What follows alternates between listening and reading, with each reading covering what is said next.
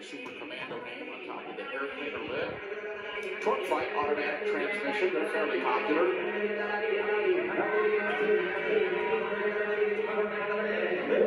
And check this out, bucket seats, no console, and a shift on the steering column. Cool, yeah. Yeah, saw that. But again, this is the standard engine with the 3-speed automatic transmission. This is the Roadrunner or the Superbird that you got to go to the barber shop, to go to the grocery store. Get your onion rings. Get your onion rings, yeah. You save this. You save the hot one.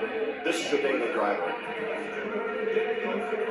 $200,000. All the Superbirds have vinyl tops. That was a good way to hide and disguise some of the modifications done to the top for the aero treatment. Wasn't all about the front or that big rear wing. It's also about that flush rear window and getting that curve over that car as smoothly as possible.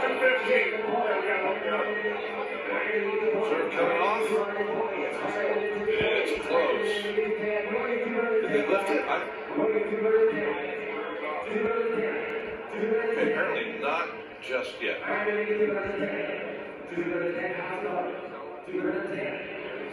We've seen these treated a bit lower, but as soon as I saw this, I previewed this a little bit earlier in the day. Just the presentation of this car and the restoration of it is going to demand a higher price. And yes, we're at $215,000. See where it ends up. 3 engines available in the Superbird. This is the base engine.